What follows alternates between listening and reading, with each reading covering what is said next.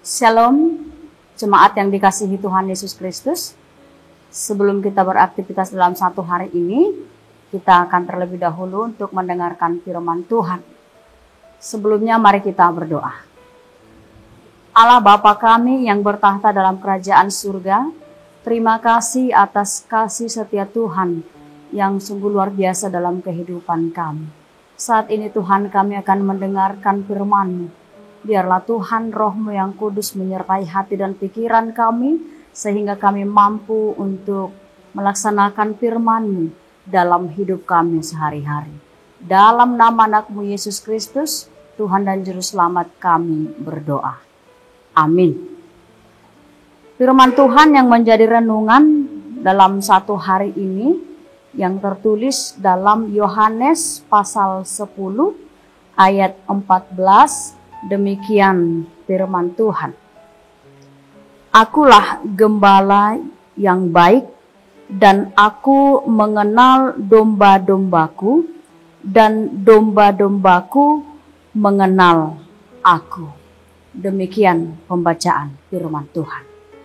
Jemaat yang dikasihi Tuhan Yesus Kristus, ketika kita mendengarkan khotbah ini, sangat menyenangkan hati kita bahwa kita ini adalah orang yang digembalakan. Kita mengetahui bagaimana tugas seorang gembala itu sangat rumit. Seorang gembala harus mengenal yang dia gembalakan. Bahkan dalam tugas-tugas seorang gembala itu, kita pahami bukanlah sesuatu tugas yang gampang, tetapi tugas yang sangat sulit. Demikian juga yang kita lihat di dalam nats ini. Sebelum nats ini, Yesus sudah menerangkan ternyata ada banyak para gembala yang tidak benar-benar melakukan tugasnya sebagai gembala yang baik.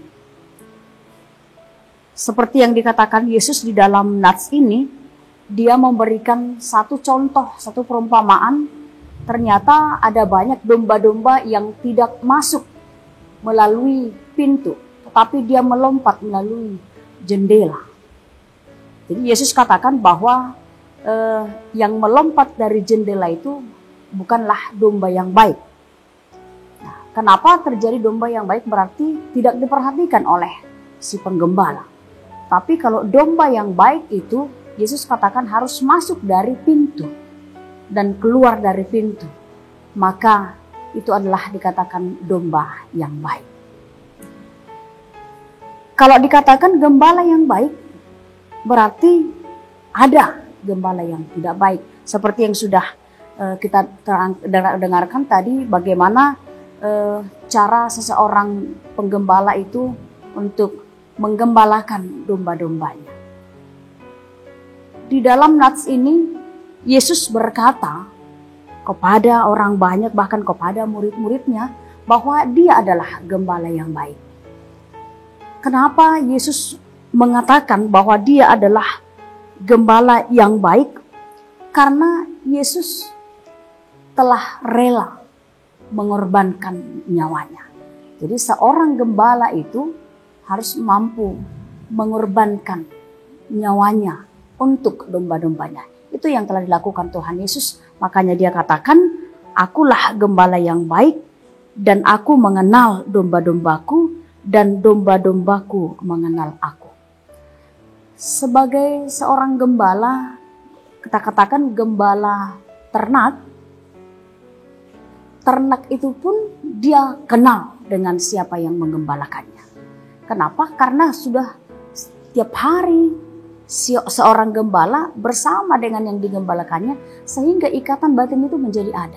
Jadi ketika seorang gembala itu menghampiri domba-dombanya, si gembala ini bisa langsung mengenal siapa yang di situ, yang mana yang sudah lari. Dia pasti tahu. Dan domba-dombanya juga seperti itu. Ketika seseorang walaupun sama-sama memiliki profesi gembala, tetapi bukan dia yang selalu menggembalakan domba-domba ini, yang jelas si domba itu pasti tidak akan mau. Maka Yesus juga mengatakan di dalam nats ini bahwa dia sangat mengenali domba-dombanya. Dia sangat mengenali domba-dombanya. Kenapa? Karena Yesus itu sangat mengasihi, bahkan dia menggembalakan domba-dombanya dengan sepenuh hati, bahkan dengan penuh pengorbanan. Dia mengasihi domba-dombanya, dia rela memberikan nyawanya untuk keselamatan domba-dombanya. Boleh kita bandingkan nats ini dengan Mazmur 23 yang disaksikan oleh Daud.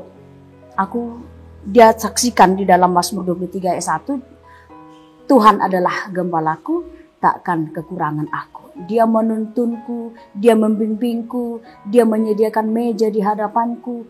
Semua dipersiapkan oleh seorang gembala untuk yang digembalakannya, dalam hal ini domba-dombanya. Saudara-saudari yang saya kasihi dalam nama Tuhan Yesus Kristus, Yesus adalah gembala yang baik.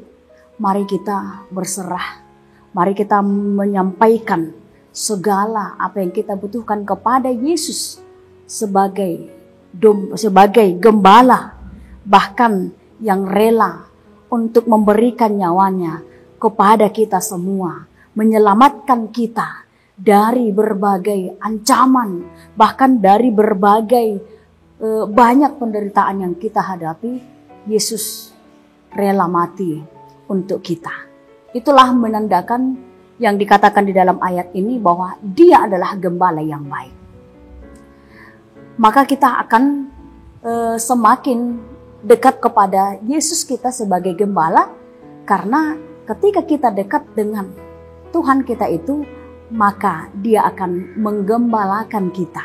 Dia akan menjaga kita dari serangan musuh, dia akan mendahului segala langkah kita, maka hidup kita seperti yang disaksikan oleh pemazmur di dalam Mazmur 23 itu, Tuhan adalah gembalaku, takkan kekurangan aku. Mari kita serahkan hidup kita sepenuhnya, biarlah Tuhan yang menjadi gembala dalam hidup kita. Amin. Terima kasih Bapa di dalam surga, Engkau adalah gembala yang baik, gembala yang rela berkorban untuk domba-dombamu. Terima kasih Tuhan atas segala pengorbanan. Terima kasih atas segala kebaikan. Engkau rela mati untuk kebaikan kami manusia berdosa. Biarlah dalam setiap aktivitas kami dalam satu hari ini, Engkau yang menjadi gembala dalam kehidupan kami. Banyak hal tantangan yang kami hadapi dalam setiap langkah hidup kami. Tapi oleh karena firman-Mu yang telah mengingatkan kami pada hari ini, bahwa kami tidak akan dapat melangkah setapak pun tanpa Engkau Tuhan yang menggembalakan kami. Untuk itu Tuhan, kami yakin dan percaya, dan kami akan sepenuhnya menyerahkan hidup kami, aktivitas kami dalam satu hari ini. Biarlah Engkau Tuhan yang menjadi gembala dalam hidup kami. Dalam nama anak-Mu Tuhan Yesus Kristus, kami berdoa dan mengucap syukur kepadamu. Amin. Shalom.